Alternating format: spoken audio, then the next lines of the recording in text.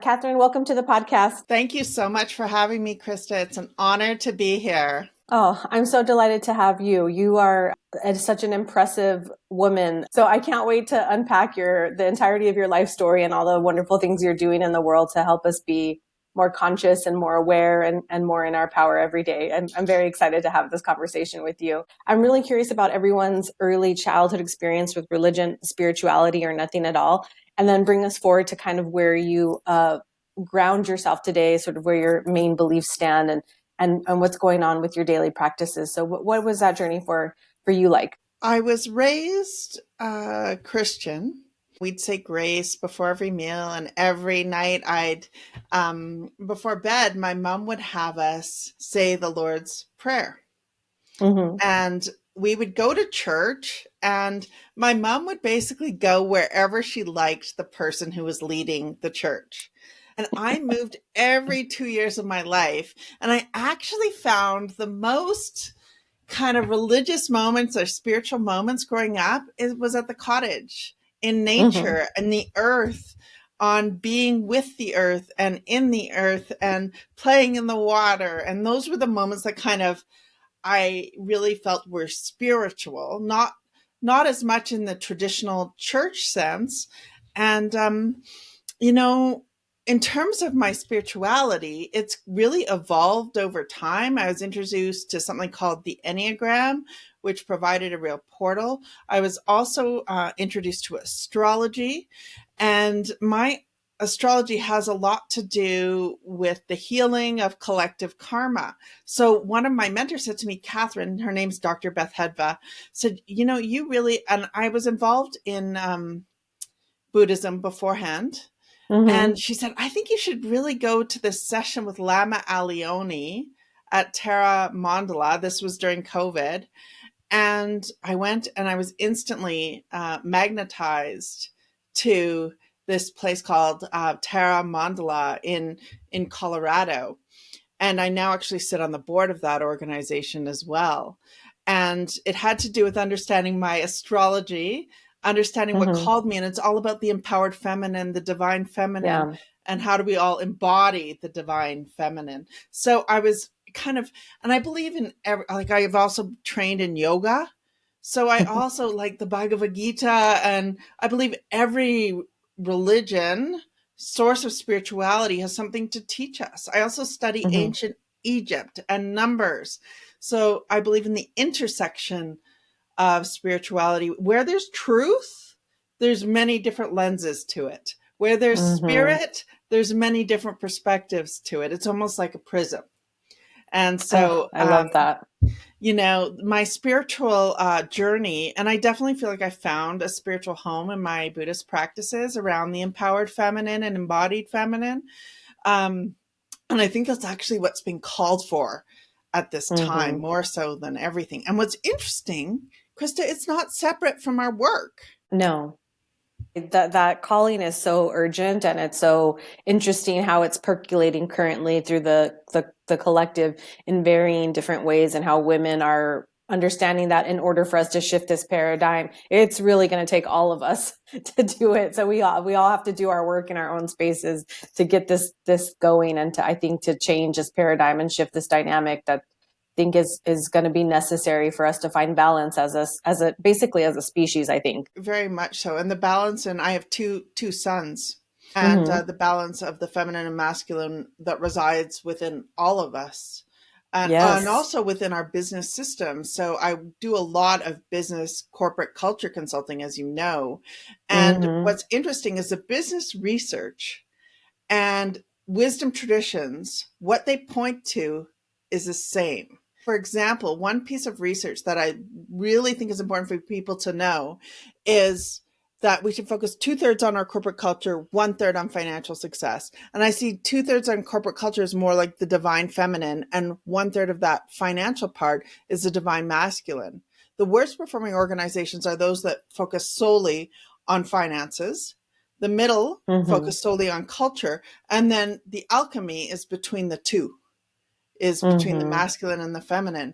So really, I think there's an invitation for us all to look at the intersection of our mindfulness, our spirituality, our work, and how we show up in the world. Because right now, the only way we're going to solve the collective challenges that we face is through organizing differently. And we need organizations to organize differently to solve our collective challenges. Yeah. I mean, yes.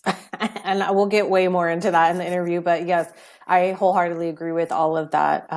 It's so necessary. You've written 2 books. You're in the process of writing a second one. And I just wanted to kind of get a baseline here of your intention of your first one was called The Awakened Company, which is also, I think, the namesake of one of the business entities that you have as well. And other things that you're doing out there. And then Life is Waking, which I'm very excited for this one. It seemed really interesting to have this. And I believe that this is sort of incorporating the Enneagram and fulfilling our life's journey and things like that. But can you just say a few words about both of those books and like what you're trying to help teach the collective with both of these beautiful books? So first, Awakened Company is really about awakening a different level of consciousness in organizations.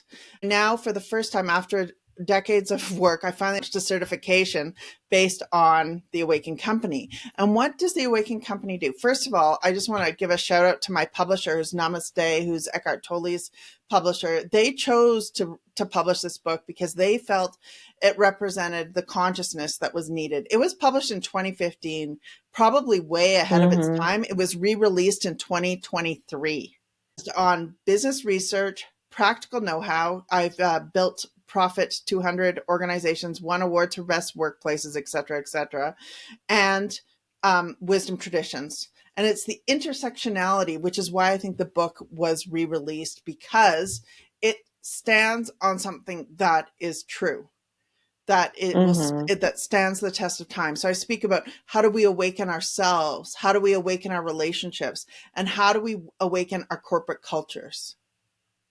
So Yeah. often, I'll Yeah. meet with leaders and they'll say, can you take me from 0 to $1 billion like you did that other company? Well, that's not the focus. The focus needs to be, what problems are we solving? Like what kind of communities are we building? What kind of healthy organizations and what families are we serving? So the Awakened Company is really a new way to organize and a new way to do work. So I'd strongly suggest people get the Awakened Company. Interesting. Awake at Work is actually coming after another book. So Russ Hudson and I are currently working on a book on the Enneagram and creativity, and it will be released in 2025. Creativity is our portal for creating new things. And I believe the possibilities are endless when we tap into that creative stream. So this is looking at the Enneagram as more of a process map for how do we become more creative. So that's coming. And then Awake at Work is really the how-to of Awakened Company. And that will be coming after the creativity book. Okay. Gotcha. And just Krista, so I also have a poetry book on the side, which I think and that I'm will be not coming as surprised.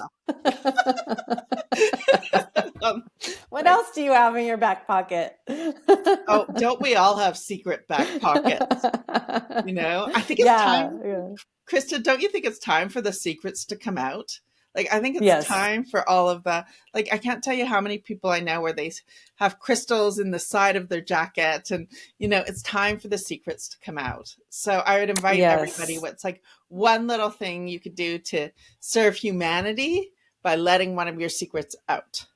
With the conscious business model that I think is coming more into practice, and I think with the work that you're doing is allowing more light in that area too, is most of us experience work in an environment that asks us to fracture ourselves. And I think everyone has heard at some point in their career, like, leave your problems and everything out the door. And so by its own nature, our businesses ask us to be inauthentic in a workplace. And if you're solving that problem that you just talked about, which is like, how do we all consciously lead and collaborate and cooperate together in a business model, it will generate a lot of healthy outcomes. I think I think we see that now. So I love that your first book was about that, because I think that's more important work could not be done. And I think with the women in the current paradigm that's, I think, shifting with work, is that we've asked to be leaning into our masculine. But I feel like that shuts down the creativity, right? And we are natural generators. We are natural birthers, and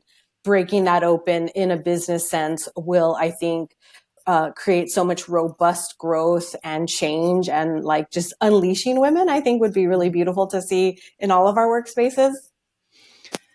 Very, very much so. And we just look at the data that we have on work too, Krista. Like the majority of people are disengaged at work. And what are the Yeah. simple things we can do to engage people at work? People to define purpose, to understand your Enneagram type, to become more self-aware, to cultivate belonging, meaning, positivity, creativity at work. And then most people rate the worst time of the day as their time with their bosses. So like, how do we change that? Because bosses don't Yeah. want that. Bosses want to be adored. So there's a way by creating healthy emotional bank accounts. So having 5 positives for every 1 negative, for example, is one Mm-hmm. simple little thing we can all do. One simple Mm-hmm. little thing we can all do. And then in terms of corporate culture is do we have vision? Do we have purpose? Do we have metrics? Do we have times of peace? Do we have times for creativity, times for innovation in a structured and Mm-hmm. collaborative way? There's a way to build organizations like healthy forests. And that's what I'm going to be teaching in the certification. It's the how to create healthy organizations and how to really be a transformational leader. What I've come to realize in working with leaders, they often really, really have good intent, but they don't know how. They don't even know how to Yeah. define what leadership is. So I'm going to be going into how do we become transformational leaders? How do we elevate the other? And I'm very, very Mm-hmm. excited to, finally launch this certification with the book, with creativity, of course. Mm-hmm. And taking in, for example, our environment. So I'm taking you in right now, and I see this magnificent background with green and gold, and that symbolically means a lot to me. It symbolically, and then your peach and your necklace, and that symbolically also means a lot to me. It's like you've got, from when I'm reading this, that's not Mm-hmm. a typical background we'd see at work. Yet what it means is, for me, it's like you're the spark of the heart, with the gold emanating, with the green being the heart chakra, and really for us to pay attention to the symbolism in our environment while we work, because it's always Mm-hmm. informing us, and it's always Yes. kind of telling us what streams to follow, what routes to go in. So how do we Mm-hmm. start paying attention to all of these Mm-hmm. different things? Yeah, you're spot on. So I named my production and media company Light Casting, because to me that's what I'm doing here. I'm casting light into the world, and this is like a visual representation. So very, very observant, very spot on. I wanted to talk to you about Enneagram. Can we just give people just a baseline of what this is in case they haven't heard about it? Well, first of all, I think it's really important to understand that the Enneagram itself is non-denominational. It does kind of the fourth way. It's a way of applying multiple traditions to Mm-hmm. your daily life. It is based on how do we show up in life, based on our gut, our heart, and our head. What's interesting is it is said, people or leaders capture people's gut, heart, and head. And really mean, well, the Enneagram provides a portal for that. So there are 9 different types, and this really is an architecture for how do we be more present in our life. We are all, Krista, wearing different lenses. Do we know what lens we're holding? Do we know what our perspective is? And then by understanding the whole perspective, we can dance in different ways so that we can be more present, that we can allow the wholeness of the moment to allow our being to be more in alignment with what is needed. So I'll briefly go through the 9 Mm-hmm. types now. Okay. The 8, 9, and 1, the 8, 9, and 1 have to do with anger, action, inaction. The 8 is called the challenger, and the challenger energy, it's our ignition. It's like we put our key in the car and we start it. It's the red energy. I actually am an 8. So this is the one I'm most familiar with because it's my home base. It's like I can't help but to start things up.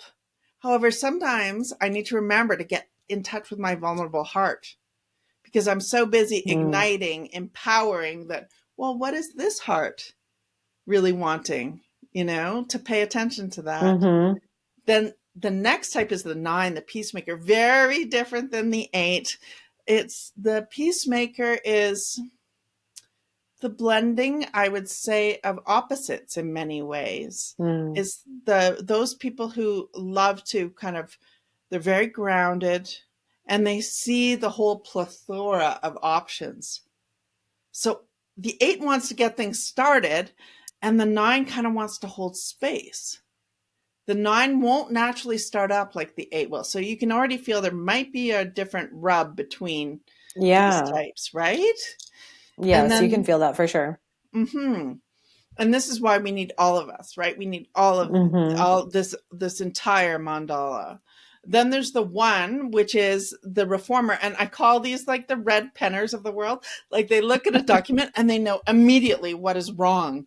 Like, oh no, this isn't right, this isn't right, this isn't right. So they're very concerned with living life in integrity. By the way, Krista, I'd love to hear what resonates most with you after I go through the types. So we have 891. We have the Okay. challenger, peacemaker, reformer. Then we have the heart, 2, 3, 4. So 2 is the helper. These are the people who cannot help but to give. My former business partner, she had a lot of 2, and she was often just figuring out what the team needed to get the work done. Mm-hmm. Yet sometimes they can Mm-hmm. give to get. So that's the kind of, how do we pay attention to that? That's the contrast of it. Yeah. Mm-hmm. Mm-hmm. Then there's the 3, which is, I need the gold sticker. I need to achieve, but often forgets about their own heart and what do they actually want because they're so busy trying to get the gold medal. But what does their heart actually want? Um, and they know how to look the part. Another former business partner, a 3, and he was the only one in the office that had pictures for how he should dress because he always wanted to look the part. Look the part. Then there's the 4, which is the deep interpersonal type where they can, it's like almost like they have a volcano of emotion. They are continually tapped into what they're feeling. They often see what's missing as well. So, Johnny Depp, Alanis Morissette, the kind of like, woo, deep, can be heavy energy. So that's the 2, 3, 4, the helper, the achiever, and the individualist. Now let's move to the head center. And Mm-hmm. obviously there's a lot more details. I'm just going into this very, very Yes. Yeah, that's briefly. no And problem. yeah, we have a ton of information on our YouTube channel. We also have a video on demand library that we're doing. That we have. So the next is the 5, 6, 7, Krista. The 5 is the observer or investigator, and it's Stephen Hawking, Albert Einstein. Like one of my sons is a 5, and he literally works in a lab and loves the Mm. lab and the details and just Mm-hmm. investigates. Then the 6, which is the loyalist, super funny, super self-deprecating, has to have a worry list. Like they are always like negative what if scenario planning. So that's like their natural MO. And then the last type is the 7, which is like the joy bunnies of the world, people who have magnificent imaginations, Mm-hmm. hyper positive, love brainstorming, love creating. I mean, everyone loves creating, but this comes very naturally to the 7, the enthusiast. Mm-hmm. So there's kind of the rundown. We've got the gut types, the heart types, and the head types, and 3 within each type. So which one resonates most with you, Krista? Probably the heart one, which I think was, you said the achiever, the helper. What was the third one? I can't And recall. the individualist. Yeah, I was looking before we started interviewing. I know I've done one of these tests before a long, long time ago. I can't remember what number my dominant type was, but that's the one that feels like the most, that grouping I feel like feels the most like me. Well, and interesting, it also resonates with your background with the green and gold. Like that energy is very much heart chakra, which is heart energy. I have an app that we've prototyped. It's called Awakenly, and you can find it on the Apple Store. But it has a quick test you can use as well. Okay. Yeah, my former not where I'm trained, which is the Enneagram Institute. They also have a longer, in-depth test that we actually Mm-hmm. use for all of the teams that we work with. It's called the Ready. Okay. Yeah, Yeah. perfect. Well, we'll put that in the show notes so people can maybe go do that and come back to this conversation and see how it all aligns. Because I want to ask you, when we're thinking about the Enneagram as well, like I think about it from opposite ends, like everything it can tell me about myself, and then whatever non-dominant or missing items are or elements that are there, that would tell me something too by, practice of deduction.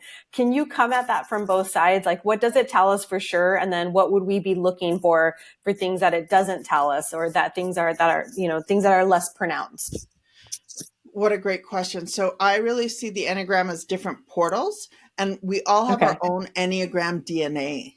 So, what part of our DNA is stronger? What part of our DNA needs to be worked on? So, for example, right now I'm working a lot on my nine energy.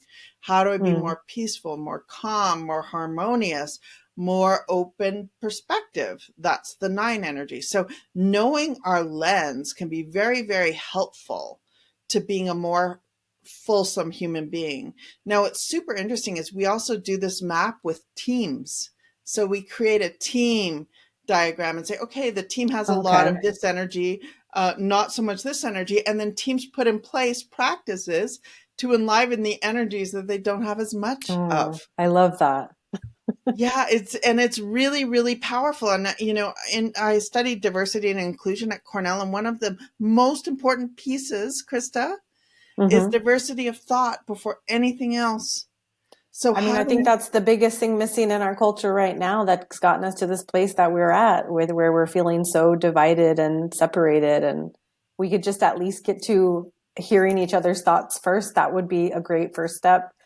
Mhm. Well, and the word "and" I don't think is used enough in our society, and that's what the A Enneagram thousand teaches percent. us, is how is this and how do we, if we're to look at our perspective, how is every perspective around our perspective helping us to kind of question our own perspective, invite us into other ways of thinking and doing, to learn and to grow and to um, be more magnificent rather than closed minded. Carol Dweck speaks a lot about this open mindset versus closed mindset, growth mindset versus closed mindset. Can we use the Enneagram to have a more full perspective on ourselves, our relationships, and also our teams and organizations? Hmm. Yeah, and I think it's interesting too if you take an alchemic approach to this as well, right? You're not discarding anything when you're looking at yourself, right? And you're cultivating a big sense of self-tolerance and self-acceptance, excuse me, and allowing yourself to see your differences and contradictions in yourself, but then also in other people so that you can work better with each other. And I think release judgment. I don't know if you have anything to say about that specifically as well when we look at these things. Mm. I love that you brought in alchemy, and alchemy begins, I believe in alchemy, and alchemy begins with ourselves. As you just said, Hmm. Krista, it's so important. We're only going to change the world to the extent that we change ourselves and Absolutely. and learn ourselves and learn the chemical and the alchemical process. And often people point the finger at other people. Well, first it begins with self-compassion and kindness and wisdom and treating ourselves with self care, with radical self care. We cannot change somebody else. We can only change ourselves. No. And so, what we're going to be teaching in this certification is how do you know yourself? Do you know your type? Do you have intention? I think our intentions are so powerful. Like for a while, Krista, I had such negative self-talk, and I'm still working on this because we all have Hmm. about 60,000 thoughts a day. 85% are repeating, 95% of those are negative. So the invitation is, how do we start planting and seeding our thoughts, our intention with such positive, good intention that it ripples out into the universe, that it then extends and empowers everything positively? Because I think in the Hmm. collective field, if we're to think about that data, how many people are on the planet? How many people are thinking this way? Like we've been kind of embedding ourselves with negative imprints. So the invitation is to be loving, kind with ourselves first. And in that, Yes. it ripples out into all of our relationships, our organizations.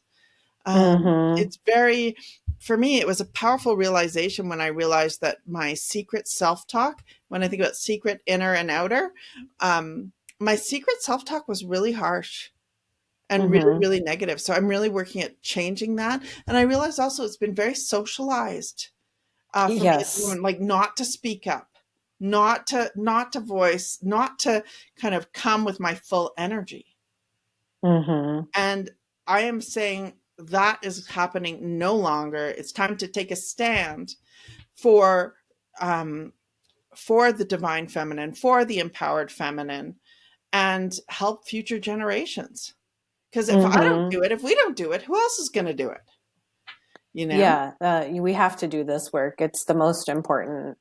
Yeah, that negative dialogue and the inner critic, I think, is one of the most pervasive parts of our society. I do feel like it leans more into to women because we're getting it from multiple external sources that tell us to be separate from ourselves, that give us an identity that isn't ours. And you layer on religion and certain socioeconomic identities, and it's a wonder we can find a way home to ourselves, to love ourselves. It's definitely something I worked on as well. So I appreciate your candidness in that as well, and being able to identify that and still even be candid about that you're working on it. I love that you said that.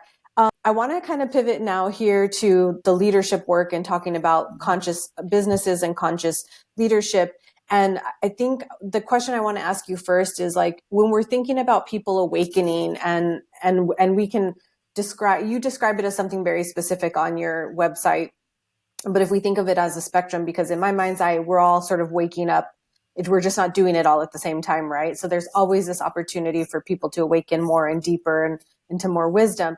But what is the significance of waking up in a leadership role in a business? Not just, and you would do it everywhere, right? It's not that you're just waking up and work, but how vital is it if we want to change the landscape of business to have a practice where you can cultivate your own awakening? What a great question. So, the truth of the matter is, we're all connected and we often forget it. So, how can we elevate another in our leadership? How can we see the other is within us? And until we can, organizations will have trouble waking up. Because really, I believe awakening organizations are those that solve either a human or planetary challenge without doing more damage to either humans or Mm-hmm. the planet. And it is only in the moment and being present with what is and knowing what our biases are that we can make decisions from another place, that we can lead from another place, that we can lead to serve humanity and serve the planet at this time. And unless we talk about things like love, like peace, like harmony, my next newsletter I have coming out, I'm talking about how I'm changing my words from strategy to more of a map, because strategy is based on war. And I don't know about you, but I'm not warring against anyone. So I think we need to look at Yeah. the fundamental roots of our language, and how, and being also very deliberate with how and where we spend our time and attention. And leaders, you're called a leader because you are here to elevate other people. The interesting thing, though, Krista, is I believe everybody's a leader. So how do we behave from that place? Because there was a research study done in Mm-hmm. one boardroom. There was a bunch of leaders put together and they were called leaders. Then in the next boardroom, there were a bunch of people put together and they were called followers. Those that behaved Mm. as followers when a fake emergency came up didn't behave as well as those that were called leaders. So how can we also see everybody in our organization as leaders, develop their own personal intention, help them develop and cultivate their own skills, their own knowledge of where their alchemy lies? Mm-hmm. That's the Yeah. invitation for our time. Gone are the days of this kind of command and control and pure hierarchy. Now, I do believe we need leaders. I went and sat with on Wall Street when that, what was it called, was going on. Occupy Wall Street was going on. And it Mm-hmm. made me realize why we do need leaders, because we do need people who help us who inspire us, who get us motivated. And we need a cohesion of vision. And when that's not Yes. present, that's where there's challenges, right? So it's kind of this, it's Mm-hmm. again, this and we're leaders and, you know? Mm-hmm. Yeah. Oh my gosh. You said so many important things back there. And I think in the vein of like that everyone is a leader, it's also about cultivating our self-led energy internally, because we are all leading ourselves to some capacity, whether we recognize it or not. I think the difference is how much do we trust ourselves in the decisions we're making, and how does that play out in our families, in our relationships, and in our work. So I love that you called that out, because I think that's super spot on.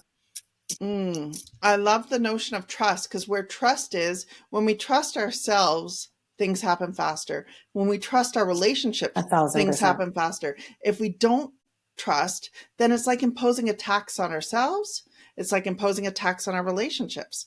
So I think trust is super, super important. So, like, trust, meaning, belonging, acceptance, very, very, very important. And most people, if you ask what their personal purpose is or aim is, they don't know. It's like we're ships out at sea, don't know where we're going. So I invite everybody listening, cultivate your personal purpose or aim. Know what your inner compass is. I think it's super important.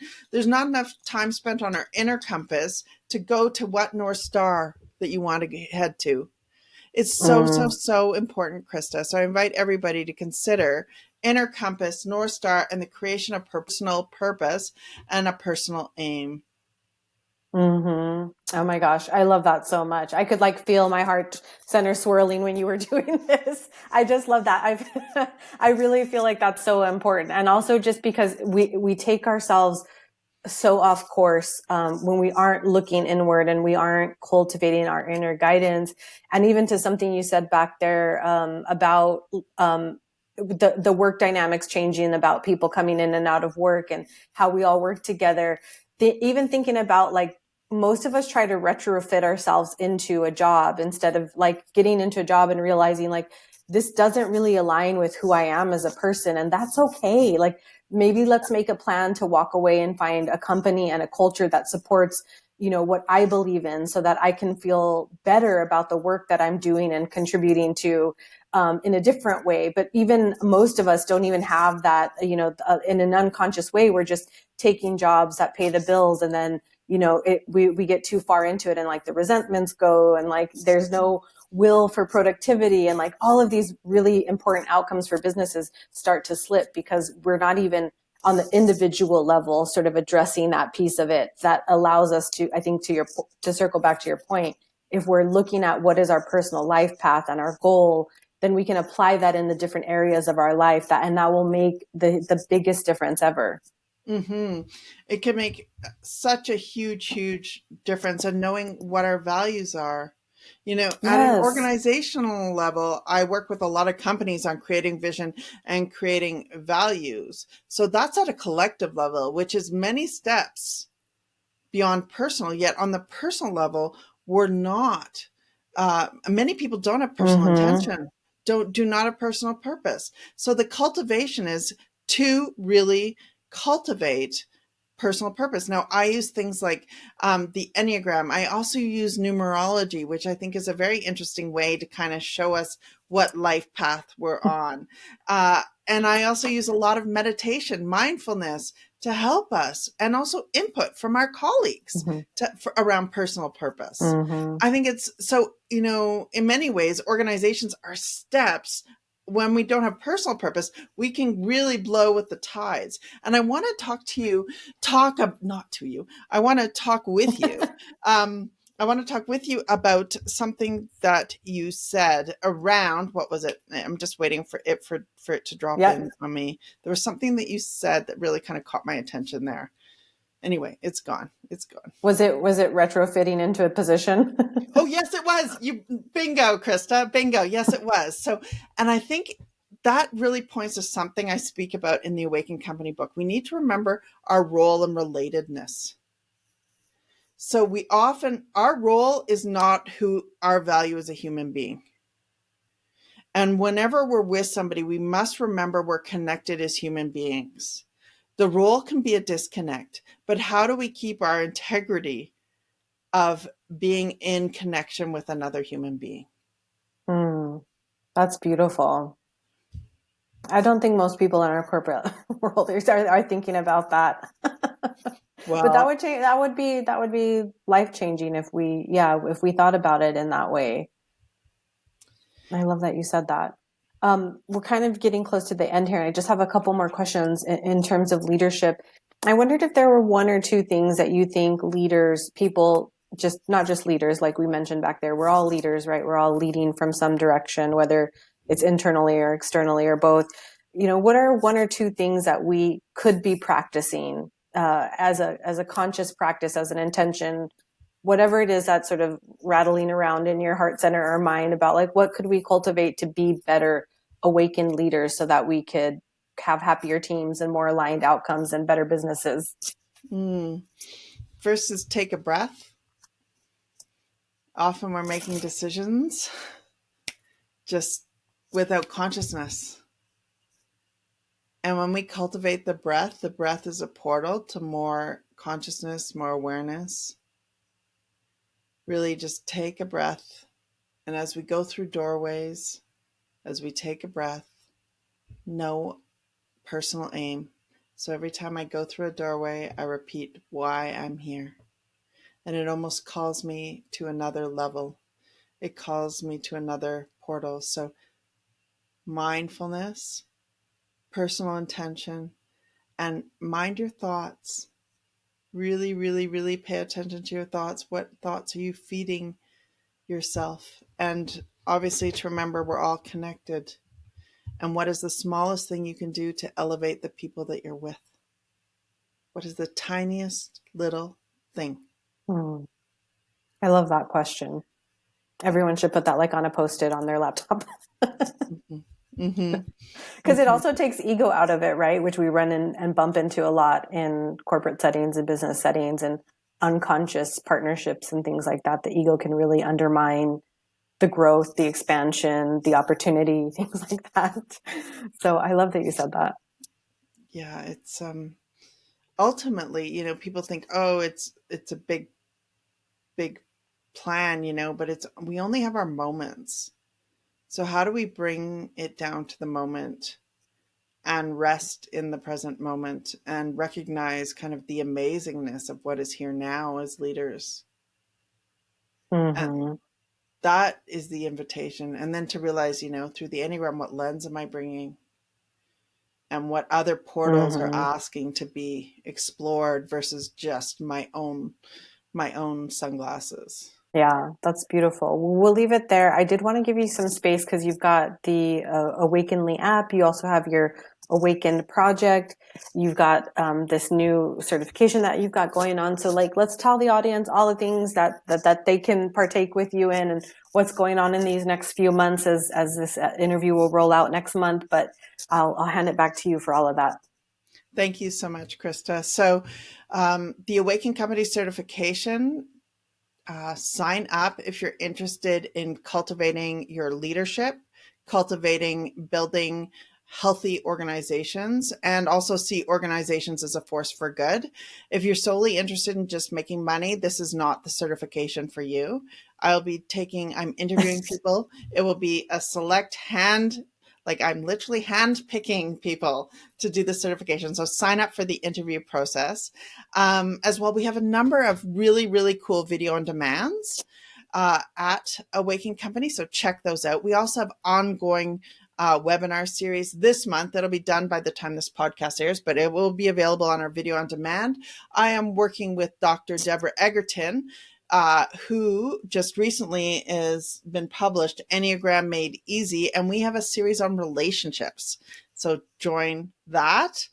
Super, super fun, super interesting, and super helpful because everything is done in relationship. And the moment we forget that, is the moment we're lost. And stay tuned in 2025 for the Enneagram and Creativity book. Awakenly app, you can find it in the Apple Store. Awaken Project, you can give right now directly to Momentum, which helps female entrepreneurs get out of poverty by starting their own businesses. You just go to awakenproject.com. We've also partnered with a series of female entrepreneurs to help empower other women to create and build their own businesses. So you can find us on you can find me on LinkedIn. You can find us on Instagram, on Facebook, on Twitter. As well, please sign up for our newsletter because we offer super, super practical, helpful hints for how to improve your leadership, your relationships, and your organizations through business research, practical know-how, and wisdom traditions. So come and join us and play with us. And that's one of our values, is to play. So come and join us on our socials, sign up for our newsletter, and come to our upcoming webinars and certification. Yeah, I saw also too on, I don't know if it was in your newsletter or part of one of the writings that you have on your website, but there was one called Are You a Boss Hole? And I don't know how I've gone my entire career not hearing that term. And now I've got to find some way to use it because it was brilliant. And I read that article. It was really interesting. And definitely people should take a peek of that. I'll put it in the show notes as well. I love that. That term was really, really interesting and funny. Thank you. And Krista, I want to give a shout out to you. I'm going to go on after this call and buy some of your merchandise because I think it's really, really, really cool. And right along, when I go to yoga, I'm going to be wearing your shirts very, very proudly. And on that note, like speaking of alchemy and stuff, I have a secret poetry channel called Divine Whispering. So that's kind of, I don't think any of this is separate. I'm talking poetry now in business settings. Yeah. So come and join Divine Whisperings as well. Anyway, I'm very excited to be sporting your wear, Krista. Thank you. I appreciate the support. Well, we're going to wrap up with some gratitude. So I always like to check in with my guests and ask them like, what 3 things are they grateful for in this moment, this week, this year? Anything it's in your heart space right now. For the invisible, because often we don't pay attention to the invisible. So what I mean by that, I'm grateful for the love that's between us, for the questions that arose within you, for the context that we can actually do this amazing podcast, and how many beings help to actually make this possible. Mm-hmm. I'm so, so grateful. I'm so thankful. I'm so almost mesmerized by the moment and what is here now. So, and your smile, Krista, you just beamed a smile. I'm thankful for that. So many things. And for my practice, for my teachers, for Lama Alioni, for Charlotta Rotterdam, and I see everything as a teacher. So for the context, for, my family, my friends, I've listed, I could go on with gratitude. So, and I just think, to thank the invisible first and foremost for the arising of love and healthy power and wisdom. Oh, perfection. I'm not adding anything to that. Awesome. Well, I really appreciate you coming here. I think you're a beautiful example of the divine feminine and her power and in her beauty. And I love that you're doing all of the things and that you're looking at the short game and the long game. It's very apparent when you go and look at your work and your portfolio of contributions to the collective. It's impressive, but it's also humbling to see that when we do this work, how much is possible. So I love that you showed up in the world and in the collective as yourself and contributing all of these things. So thank you for coming here and letting me share some space with you and being able to share you with my listening and watching audience. I am very grateful to you as well. So thank you so much. Thank you, Krista. This podcast was written, directed, and produced by me, your host, Krista Ziomata, in alignment with Light Casting. Music curated and created by Mr. Pixie. You can find I'm Awake Now What on all social media channels by searching IANW Podcast. Head over to your favorite podcast app and subscribe, download, rate, and review. Come back every Sunday to partake in a new and enlightening conversation. May you be filled with love and light until we meet again.